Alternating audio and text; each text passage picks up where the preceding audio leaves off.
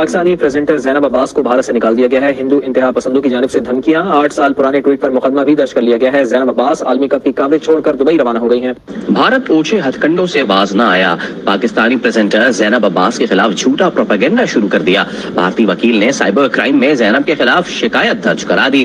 Delhi police से FIR काटने की दरखास्त भी कर दी। वकील का कहना है कि ज़ैनब ने हिंदू मजहब और भारत के खिलाफ ट्वीट किए।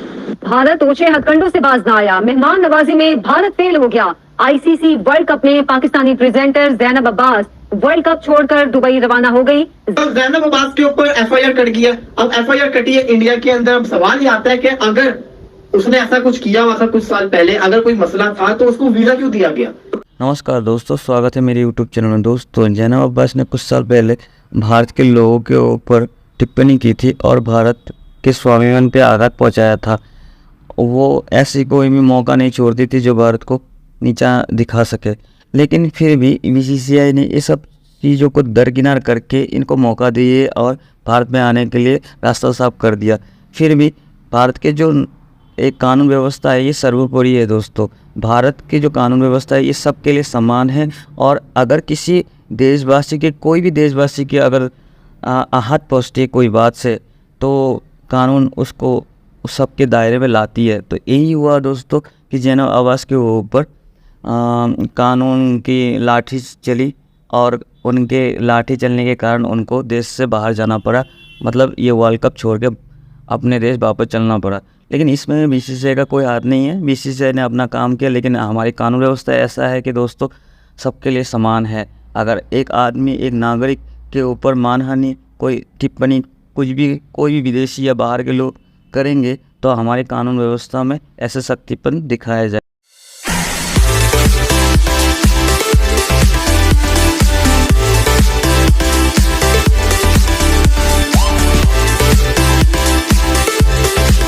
कमेंट्स थे वो नहीं करने चाहिए थे, but she was not in this age कि आप उसको क्रिटिसाइज करें। इन द एज से मेरा मतलब है क्रिकेट एज में नहीं थी, मतलब क्रिकेट कवर नहीं कर रही। नॉट किसकी जानिब से ज़ैनब अब्बास को धमकियां दी जा रही हैं? उन्हें वहाँ के इंतहा पसंदों की जानिब से सब नताइज की धमकियां दी गई, खतरनाक नताइज की धमकियां दी गई, जान किससे मारने की भी धमकियां दी गई हैं। और जिस पर उन्होंने ICC से और ऑफिशियल से रब्ता किया तो उनको ये मशवरा दिया गया कि वो इंडिया छोड़ के वापस चली जाए। तो आप उनकी इज्जत और आप उनका नाम देखे बगैर उनको जाने पर मजबूर करेंगे और उनको सिक्योरिटी थ्रेट और प्रेशराइज करेंगे कि वो आपके मुल्क से चले जाए।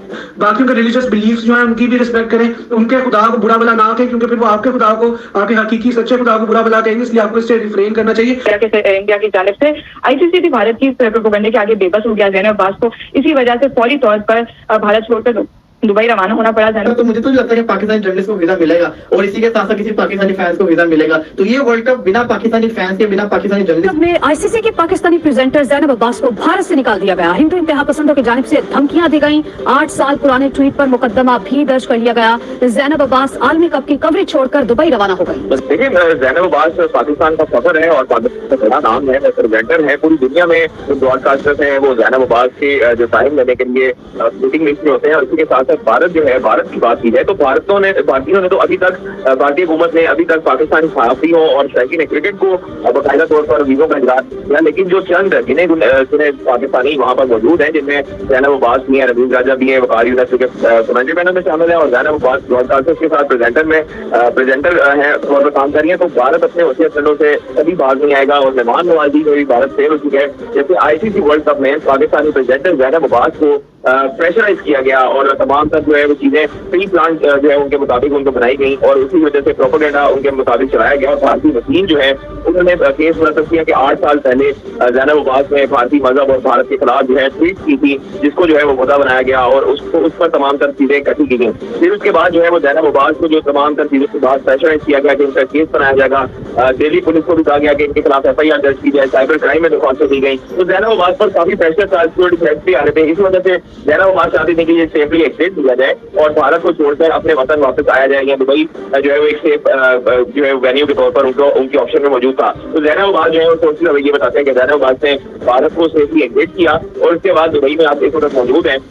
और तमाम जो है वो ठीक है। जैनब से जब हमारी बात हुई तो कह रहा था कि मैं बिल्कुल जो है वो ठीक हूँ और अल्लाह का शुक्र अदा करती हूँ कि अभी से मैं यहाँ पर पहुंच चुकी हूँ। तो ये चीजें जो है वो तमाम तर ICC और तमाम प्रेजेंटर्स और तमाम ब्रॉडकास्टर्स अगले के लिए भी सवालिया निशान है कि एक जो है प्रेजेंटर को आप दावत देते हैं, कमेंट्री पैनल में जो मौजूद है रमीज राजा बुखारी, अगर उनके खिलाफ कोई इस तरह का प्रोपेगेंडा शुरू करता है तो आप उनकी इज्जत और आप उनका नाम देखे बगैर उनको जाने पर मजबूर करेंगे और उनको सिक्योरिटी थ्रेट और प्रेशराइज करेंगे कि वो आपके मुल्क से चले जाए। तो आपके मुल्क में जो है वो तकरीबन 10 ममालिक के प्लेयर्स भी मौजूद हैं, उनके ऑफिसर्स भी मौजूद हैं और वहां पर इस वक्त वर्ल्ड कप जारी है। तमाम तर जो ममालिक है 10 ममालिक के लोगों की नजरें भारत पर इस टाइम पर मौजूद है और भारत इस तरह से उसे इस्तेमाल कर रहा है कि वो पहले पाकिस्तानी सहाफियों को वीजे जारी नहीं कर रहा कि कहीं उनकी असलियत का पोल ना खोल दे भारत में मौजूद तमाम तर इंतजाम का, और उसके बाद जो है वो शायकीन क्रिकेट जो कि मैचेस देखना चाहते हैं, जो कि क्रेजी फैंस हैं, उनको वीजे अभी तक इजारा नहीं किया गया। तो ये तमाम तर सूरत हाल जो है वो भारतीय हुकूमत और भारत जो क्रिकेट बोर्ड है उसकी नाअहली सामने आई है, खुल के सामने आई है।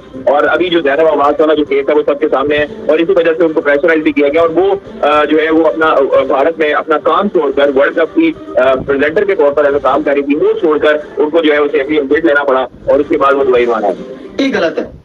अगर आपको इशू था पाकिस्तानी टीम से, अगर आपको इशू है पाकिस्तान से, तो आप पाकिस्तान को वीजा देते ही ना, पाकिस्तान को वर्ल्ड कप में बुलाते ही ना, इशूज होता। लेकिन जब आपने पाकिस्तानी टीम को बुलाया, जब आप पाकिस्तानी टीम को वीजा लॉन्च किया, पाकिस्तानी टीम आके वर्ल्ड कप खेल रही है, तो पाकिस्तानी जर्नलिस्ट को क्यों नहीं आप बुला रहे? मुझे ये बताएं कि जो इल्जाम लगाए जा रहे हैं, जो बातें आती है, कोई आवाज उठाते तो आप कहते हैं कि मतलब कि तुम्हारा ताल्लुक यहाँ से है, तुम ये हो। पाकिस्तानी टीम भी तो पाकिस्तान से ही है ना। अगर पाकिस्तानी टीम इस वक्त इंडिया के अंदर मैचेस खेल रही है तो पाकिस्तानी जर्नलिस्ट क्यों नहीं आ सकते? सोचे, मैं ये नहीं कह रहा कि मतलब कि ये ज्यादती है, ये वो, ये गलत है, मैं समझता हूँ कि ये गलत चीज है। देखिए, अगर इतना ही इशू पाकिस्तान से है तो पाकिस्तानी टीम को इस वर्ल्ड कप में नहीं शामिल करना चाहिए था। अगर इंडिया में वर्ल्ड कप हो रहा था तो इंडिया को चाहिए था कि पाकिस्तानी टीम को कहते थे कि आप वर्ल्ड कप के अंदर ना आए, सिंपल सी चीज थी। तो ज़ैनब अब्बास के ऊपर FIR कट गया, अब FIR कटी है इंडिया के अंदर। अब सवाल ये आता है कि अगर उसने ऐसा कुछ किया हुआ था कुछ साल पहले, अगर कोई मसला था तो उसको वीजा क्यों दिया गया?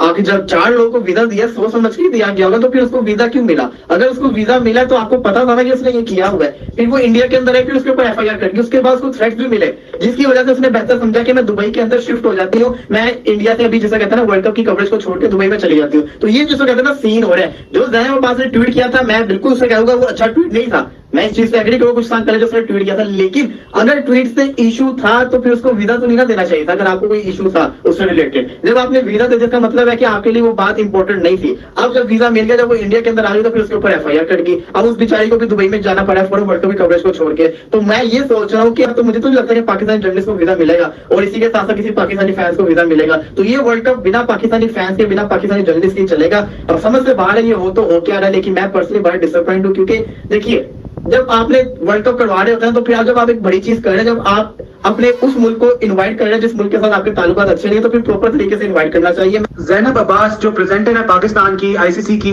वो छोड़ गई है इंडिया, चली गई है, वर्ल्ड कप का पार्ट नहीं है ब्रॉडकास्ट टीम की। अब आपको वर्ल्ड कप में नजर नहीं आएंगी, वो चली गई है दुबई, उन्होंने इंडिया छोड़ दिया। पहले तो आपको बता दूं, ज़ैनब की कुछ ट्वीट्स जो हैं वो रिसर्फेस की हैं, वो 2014 की ट्वीट्स हैं, प्रॉब्ली 9-10 साल पुरानी ट्वीट्स हैं, when Zainab was not in professional life. Zainab ने प्रोफेशनल लाइफ जो अपनी वो बाद में शुरू की, मतलब अब पता नहीं ज़ैनब ने जिनका रिस्पॉन्स दिया वो कोई इंडियन ट्रोलर थे, वो पाकिस्तानी ट्रोलर थे, वो प्रोवोक कर रहे थे ज़ैनब को, शायद उनके साथ कन्वर्सेशन में थे और वहां पर उन्होंने कोई बिलो द बेल्ट बात की जिसका ज़ैनब ने जो है वो पॉइंट स्कोरिंग करते हुए जवाब दिया। She was young, she was not in cricket. ये सोचें आप। तो जो ज़ैनब का पर्सपेक्टिव 2014 में था, definitely that is not the perspective right now. 9 साल बाद ज़ैनब का वो पर्सपेक्टिव नहीं है। आपको चीज अंडरस्टैंड करनी है, the Zainab right now, Zainab in 2023 will not endorse those tweets, वो कमेंट्स को इंडोर्स नहीं करेगी। एंड आई एम सेइंग कि वो गलत कमेंट्स थे, वो नहीं करने चाहिए थे, but she was not in this age कि आप उसको क्रिटिसाइज करें। इन द एज से मेरा मतलब है क्रिकेट एज में नहीं थी, मतलब क्रिकेट कवर नहीं कर रही, नॉट कि आप कुछ भी करो। और यही चीजें अगर 10 साल बाद रिसर्फेस होके उनके लिए हर्डल बन रही है तो वो उनके साथ शायद जाती है। ऑल्दो ये भी लोग कह रहे हैं कि she could have like apologised और समथिंग। मैं ये चीज मान रहा हूँ कि जो इंडियंस हैं, जो हिंदूज हैं, उनके सेंटिमेंट्स जो हैं वो हर्ट हुए हैं।